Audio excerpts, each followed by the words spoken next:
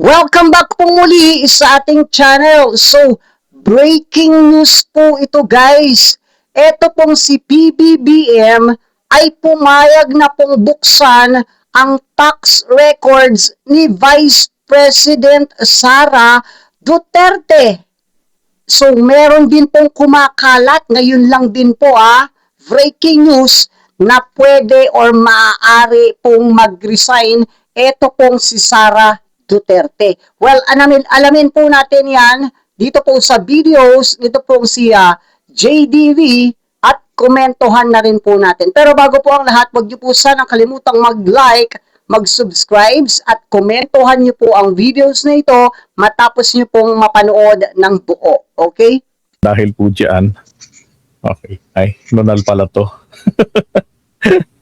Okay, so mga pag-uusapan po natin ngayon, mga kabayan, unahin na natin. Siyempre, ito hong ako, inaasahan ko na to na Grabe, no? pag-uutos ng ating Pangulo na buksan ng tax records ni VP Sara. Diba? So, yun na nga ho yung nangyari ngayon. Pero, meron ho kasing kumalat na na code card. Ako, magre-resign si VP Sara, bakit bago mag-alas 9 ngayong araw na ito, no? Alas 9 ng umaga. Paano ba yan? Hindi nag-resign. Actually, tawag dito, pag-usapan na rin po natin yan, bakit po pumasok sa isipan nila yung pagre-resign na yan? At ngayong hindi nangyari, kamusta kaya naman yung nasa isip nila? So, is this going to be a real... Okay, wait lang guys Siguro itong pinakalat nitong post na ito, kung magre-resign si VP Sara, bakit? Bago mag 9 a.m. this day, July 30. Ang tingin ko po dito, hindi pa po ito magre-resign. Kasi gugulong pa po yung trial. So kapag na-discuss na po or nandun na po tayo sa pagbubukas ng VIR box na ito, doon po yan magre-resign.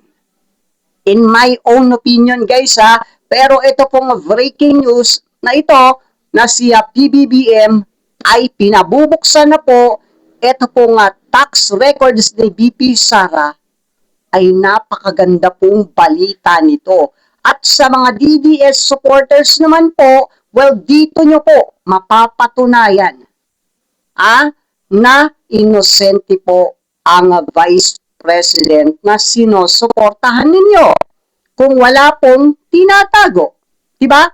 Dito po natin malalaman sabay-sabay magkabilang kampo, PBBM, Sara Duterte, ang katotohanan. Once na i-discuss na po ito at buksan or talakayin na po itong BIR box na ito. Grabe, no?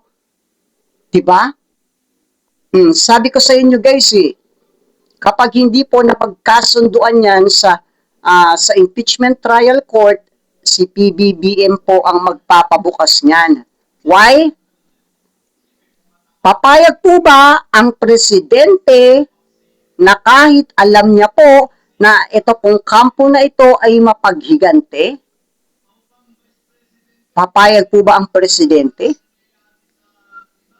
Na makaupo po ulit ito? Pag-isipan nyo guys. Ako po kasi tinatawag po nilang weak. Ito pong si President BBM. Pero itong weak na ito ang nagpakulong doon po sa poon nila na si dating President Duterte. At ang dami pong senators na akala nating untouchable pero nakulong. Ang importante, may basihan at may malalawak at katunayan na ebidensya.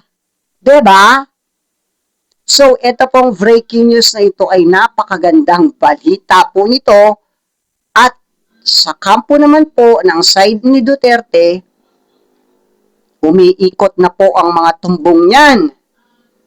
Kasi dito po talaga magkakaalaman kung magtatali po ito pong VIR tax ni Sara Duterte sa kanya pong sose sa kanyang SALN, sa kanyang AMLAC.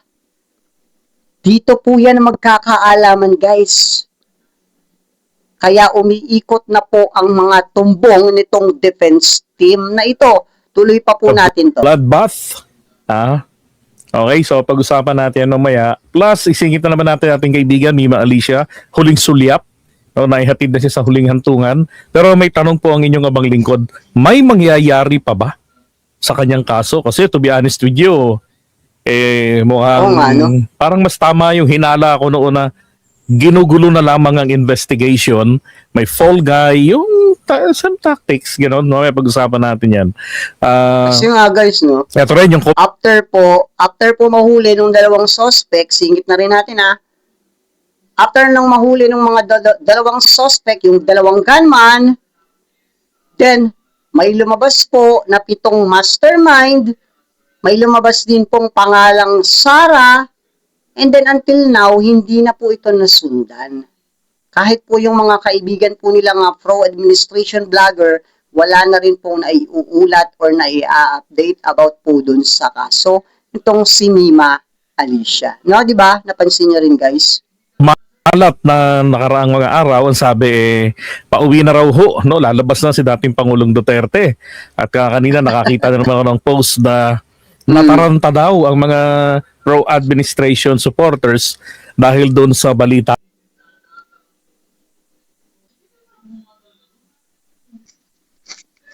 So yun na nga guys, ito pong breaking news na ngayon lang po ito lumabas about po dito sa pagbubukas ng tax record ni Sara Duterte ay pinabubuksan na po ng ating presidente.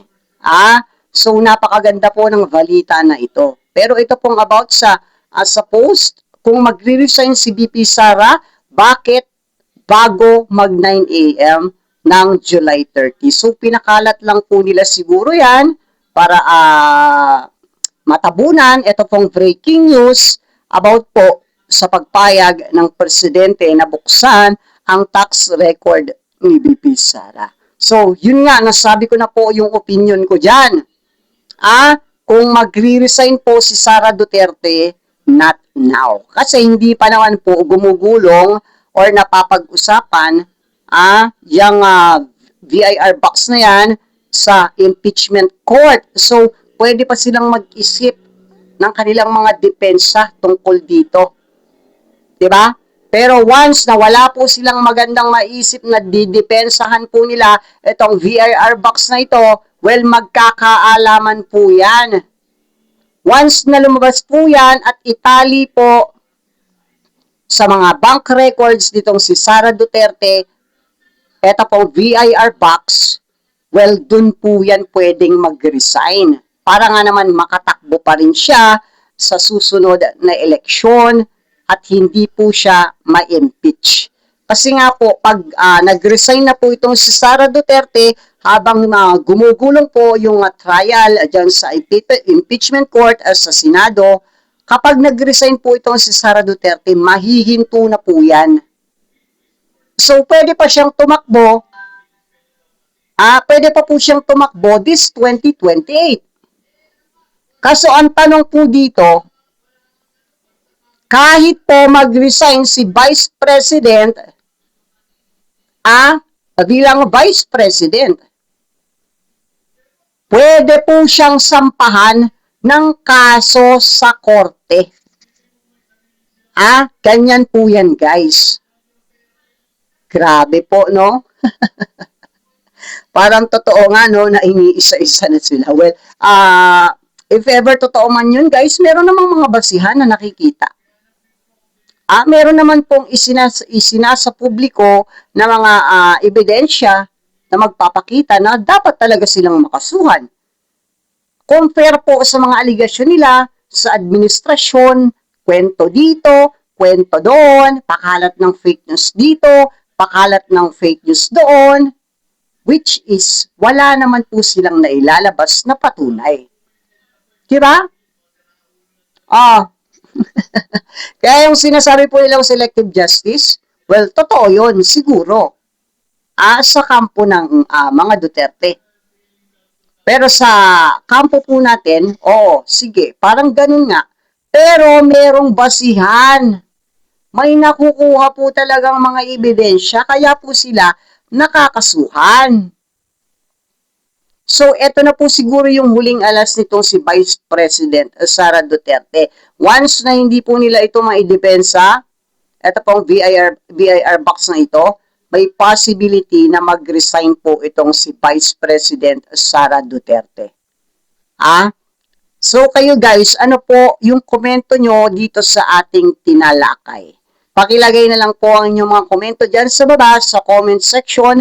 Isa-isa po nating babasahin at sasagutin yan. Pakilike na rin po ang ating videos, ang ating munting channel, subscribes, at i-share nyo po ito guys sa ito pong breaking news or yung video na ito para mas marami pa pong makapanood at makaalam about po sa breaking news na ito. Okay, maraming salamat po.